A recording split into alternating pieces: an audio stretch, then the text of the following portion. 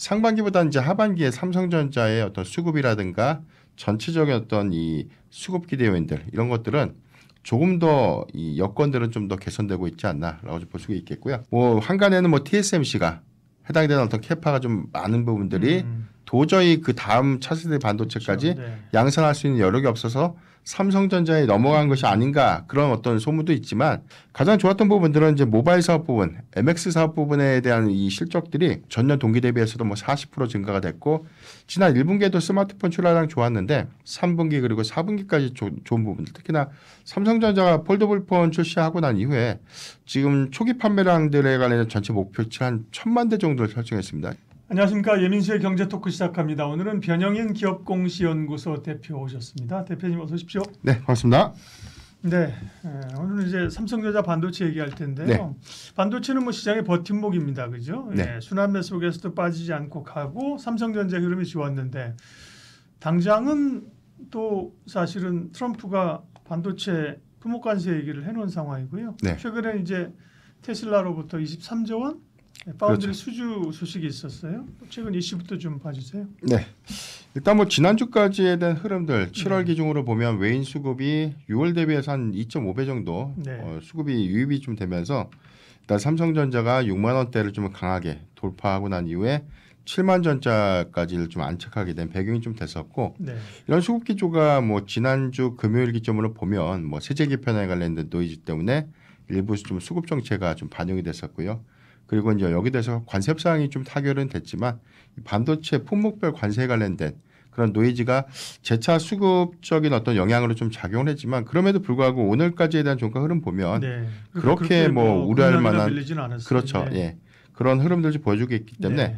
상반기보다는 이제 하반기에 삼성전자의 어떤 수급이라든가 전체적인 어떤 이 수급 기대 요인들 이런 것들은 조금 더 이 여건들은 좀 더 개선되고 있지 않나라고 볼 수가 있겠고요. 네. 일단 지난달 28일에 이제 우리가 좀 잘 알고 있는 것처럼 삼성전자가 테슬라와 165억 달러, 하나로 한 22조 7천억 규모 파운드리 공급 계약을 좀 체결을 했었는데 네. 일단 계약 기간이 8년 6개월입니다. 그래서 2033년도 연말까지 좀 공급하는 그런 계약이고 일단 초기 공시를 보면 NDA 조항이 있었기 때문에 뭐 계약 상대방에 갖는 뭐 정보라든가 세부적인 어떤 계약사항들이 공시 초기에는 좀 공개가 좀 되지 않았습니다. 공개 안 하는 거죠. 네네. 하면 안 되는 거죠. 근데 예. 뭐 저기 누구야? 일론 머스크. 일론 머스크가 깐 거죠, 뭐.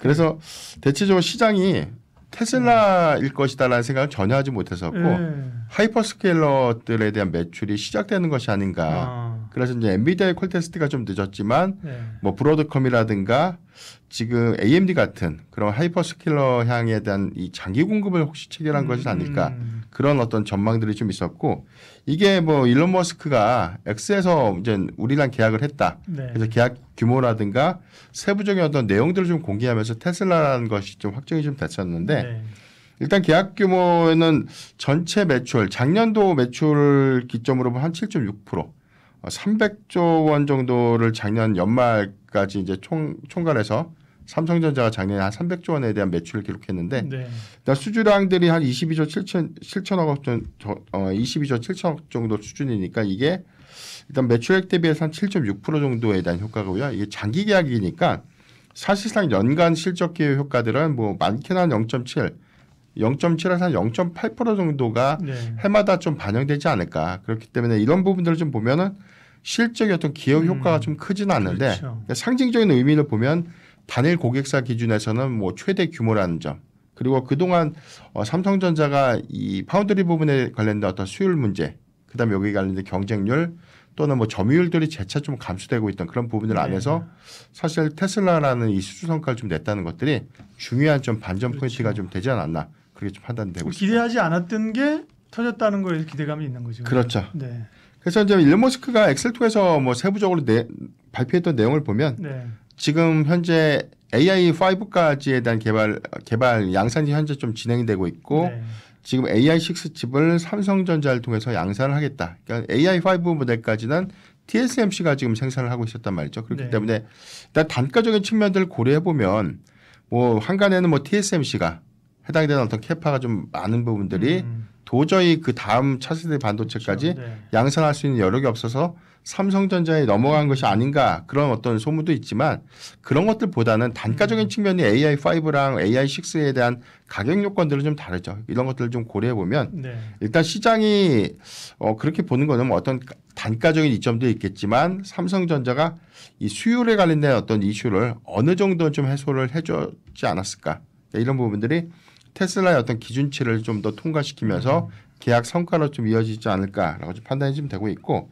AI6 칩이 지금 적용되고 있는 곳이 이제 XAI 데이터 센터 그리고 옵티머스 로봇에 적용될 것이다라는 전망들이 좀 나오고 있는데 일단 뭐 일론 머스크가 초기 계약 규모가 한 165억 달러라고 이야기됐지만 여기서 더 확대될 수 있다는 부분들은 로보택시에 연계되는 그래서 지금 테슬라의 로보택시에 관련된 이 기술들을 보면 뭐 라이다라든가 레이더 같은 고부가 기술이 접목된 것이 아니라 카메라 모듈 센싱 안으로만 100% 자율주행을 좀 구현하고 있는데 CIS라고 해서 이제 우리가 카메라 이미지 센서 같은 것들이 굉장히 좀 많이 필요하게 됐죠. 그리고 여기다 뭐 전장이나 반도체 칩까지 고려를 해보면 앞으로 165억 플러스 알파에 대한 그런 수주 요건들은 로보택시에 어떤 구현될 수 있는 어떤 양산 캐파가 증가되면 될수록 올해 삼성전자에게도 좀 더 기회의 요인이 좀 될 수 있지 않을까라고 좀 판단이 좀 되고 있고 일단 뭐 수주적인 측면들 보면 TSMC가 현재 독주하고 있는 체제 안에서 삼성전자가 상당한 이번에 성과를 통해서 분위기 반전은 어느 정도 좀 이뤄낸 셈이 되지 않나라고 좀 판단해 보고 있습니다. 네. 뭐 변수들은 많죠. 사실은 이제 HBM 쪽에 그 하이닉스에 밀린 부분을 어떻게 치고 나가느냐. HBM도 뭐 내년에 이제 춘추 전국 시대가 될 거고 가격도 떨어질 거고 여기를 어떻게 뚫느냐의 문제도 있고 또 이 관세 전쟁에서의 품목 관세 얘기도 있고 있는데 결국 이제 이게 종합적으로 나타나는 게 실적이잖아요. 이제 실적으로 나타나는 건데 1분기는 잠정 실적이어서 확정 실적까지 4조 6천억을 1분기가 아니라 2분기죠. 냈단 말이죠. 이제 이후의 실적들이 어떻게 될 거냐를 주목하고 있는 거잖아요. 네. 그래서 지금 일단 뭐 분기 실적에 관련된 영향들이 이번에 뭐 컨퍼런스 콜에서 좀 발표가 좀 됐지만 사실 중요했던 게 뭐 시장의 어떤 이 영업이익 추정치 하단이 한 5전대 후반이었는데 이 부분보다 더 내려갔기 때문에 과연 어떤 부분에서 적자폭이 좀 늘어난 것인가 이제 이 부분이 정말 파운드리가 더 안 좋아진 것인가 또는 HBM의 출하량들이 크게 좀 감소한 것인가. 왜냐하면 1분기 대비해서는 레거시 부분이 일부 좀 반영을 해줬기 때문에 중국의 이관신 정책 효과를 좀 봤는데 2분기에는 전혀 좀 예상보다 더 안 좋았던 실적이었기 때문에 세부 데이터가 좀 더 중요했었고요. 일단 뭐 확정 실적 발표 컨퍼런스 콜에서에 대한 데이터들을 좀 봤을 때는 일단 반도체 사업 부분 DS 부분에 대한 이 영업이익 추정 시간 그래도 한 1조 원 정도는 하지 않았을까라는 전망들 나왔는데 실제 발표됐던 데이터가 4천억 정도. 그러니까 생각보다 큰 폭의 이 손실 반영들이 좀 있었다라고 볼 수 있겠고 세부적인 내용들 보면 우리가 좀 잘 알고 있는 것처럼 엔비디아 향에 대한 퀄 테스트가 좀 지연되다 보니까 HBM의 납품이 지연됐던 부분들 그리고 지속적인 파운드리 부분에 대한 가동률이 떨어졌기 때문에 고정비 부담 효과들이 계속해서 누적 적자를 좀 시현했던 그런 영향이 좀 되지 않았나라고 볼 수 있겠고 잠정 실적에서 언급됐던 내용을 보면 일단 뭐 H20칩에 대한 중국 수출 규제 요건들이 엔비디아의 출하량 감소로 인해서 상당 부분을 재고자산 평가 손실로 좀 이번에 충당금 좀 설정을 했죠. 그런데 이제 이 부분은 수출이 다시 좀 재개되는 부분들이 있지만 3분기에 다 풀려서 가기는 뭐 어렵겠지만 그래도 충당금은 재무제표 안에서 이제 환입되면서 해당된 손실이 뭐 출하 또는 이제 이런 부분들과 좀 맞물리면 이익으로 좀 환산이 좀 되는 것이거든요. 그렇기 때문에 실적의 기조효과들은 2분기 대비 3분기의 기회 요인들이 좀 될 수 있는 부분들이기 때문에 이런 영향들이 이번에 가장 큰 DS 부분에 대한 손실 부분으로 좀 반영되지 않았나라고 좀 판단되고 있습니다.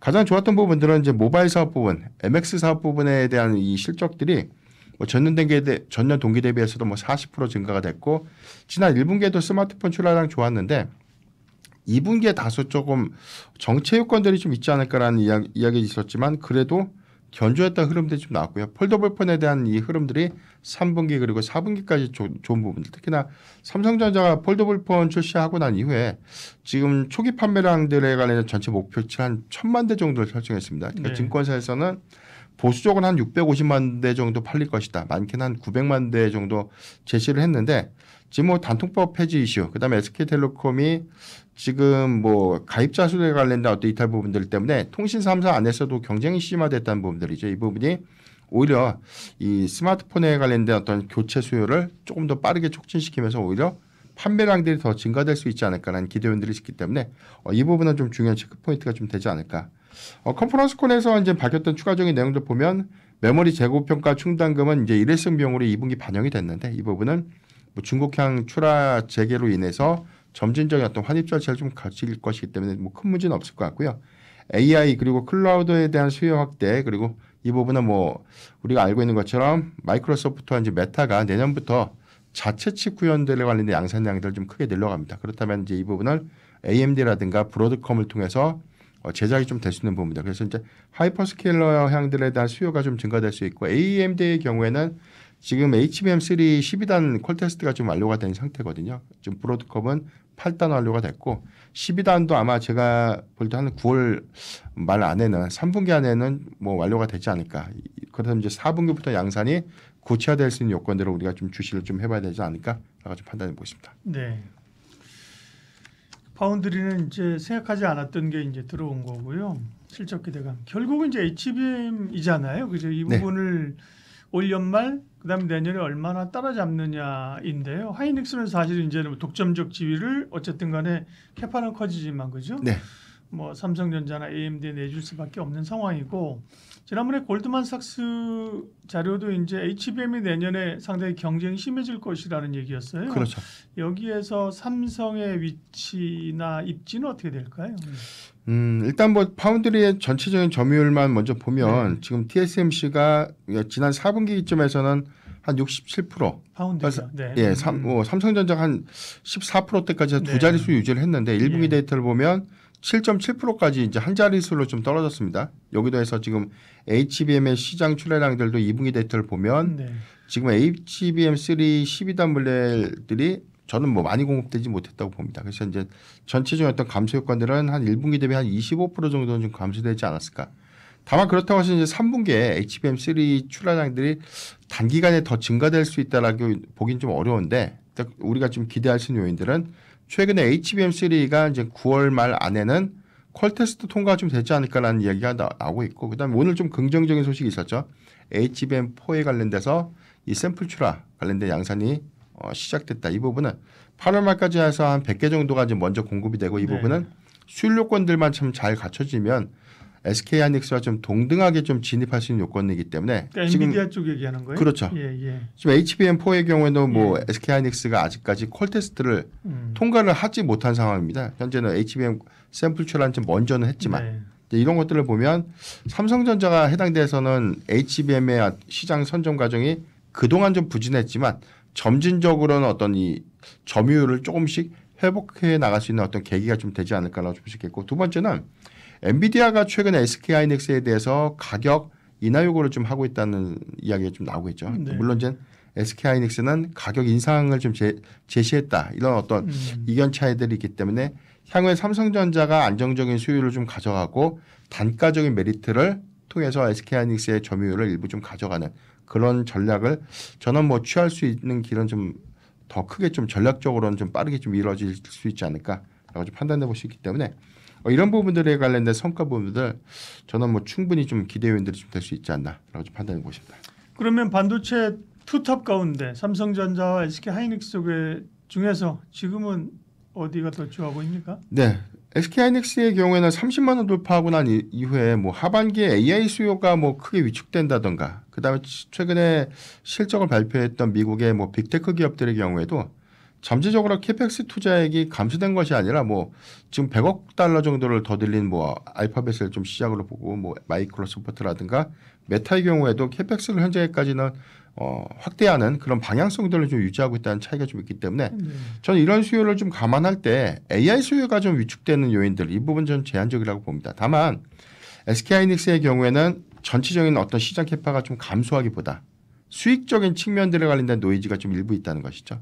이제 단가가 그동안 비싸게 받았던 것들을 조금씩 깎아주면서 좀 공급을 해야 되는. 그래서 이제 OPM이 좀 떨어질 수 있다. 이 부분이 정말 25만 원을 좀 깨야 될 일인가라는 생각들은 좀 있지만 일단 시장에 대한 어떤 기대치는 이런 부분들이 수급적인 좀 노이즈가 됐기 때문에 사실 저는 점진적으로 좀 회복해 나갈 수 있지 않을까라고 볼 수 있겠고요. 네.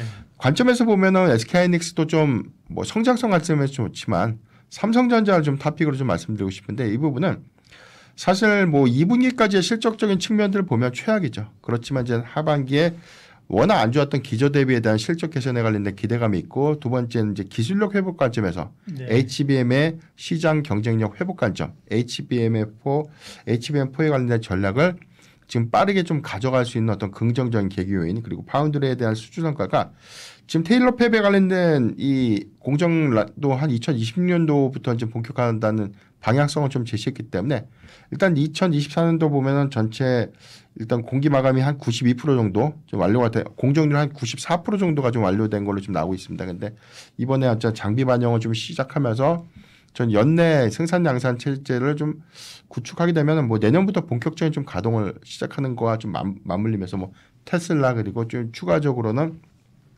AMD나 뭐 브로드컴 같은 하이퍼스케일러에 대한 추가적인 어떤 고객사 확보를 통해서 파운드리 부분에 대한 정상화 과정 이 부분은 중요한 좀 체크 포인트가 좀 되지 않을까라고 볼 수 있기 때문에 이런 기대 요인들이 현실화가 좀 될 때 점진적인 어떤 주가 가치 반영을 이룰 수 있지 않을까라고 좀 말씀드렸습니다. 네. 그래서 지금은 어쨌든 삼성전자가 조금 더 기회가 열려 있다는 말씀이신 거죠? 네네. 네. 주가는 삼성전자는 어쨌든 말씀하신 것처럼 7만 전자를 한번 돌파를 했는데요. 그리고 이제 6만 9천 원, 7만 원에서 이제 오락가락하고 있는데 그럼 그런 기대감으로 이제 갈 수 있는 선은 대충 어느 정도로 보세요? 네, 일단 지금 중기 추세선까지는 뭐 탄탄하게 좀 지지를 해줬기 때문에 네. 최근에 이 한 3거래일 정도, 한 2거래일 정도에 대한 조정폭들은 사실 우려할 수준은 아니지만 뭐 전체적인 어떤 투자 심리는 삼성전자의 개별적인 어떤 요인보다는 뭐 시장 영향이다라고 좀 판단해 볼 수 있겠고 네. 저는 뭐 이 트럼프 대통령의 이 관세에 관련된 이 품목별 관세에 관련된 어떤 내용들에 관련된 영향을 조금 반영시키고 난 이후에 충분히 저는 우상향할 수 있는 여건들을 좀 갖출 수 있지 않을까. 단기적으로는 한 7만 7천 원 정도는 좀 무난하게 좀 돌파가 좀 되지 않을까. 1차적인 네. 성과를 그렇게 보고 있고요. 만약에 여기에 더해서 뭐 퀄테스트라든가 파운드리 부분에 대한 추가적인 어떤 수주 성과. 근데 저는 추가적인 수주 성과의 어떤 방향성은 하이퍼스케일러에 관련된 추가 계약을 우리가 염두에 볼 수 있을 것 같아요. 이제 이런 부분들이 구체화가 좀 된다면 2차 목표가는 한 8만 5천 원까지는 네. 충분히 우리가 기대해 볼 수 있지 않을까라고 좀 판단해 보고 있습니다. 반도체 삼성전자 이야기 변영인 대표님 함께했습니다. 고맙습니다.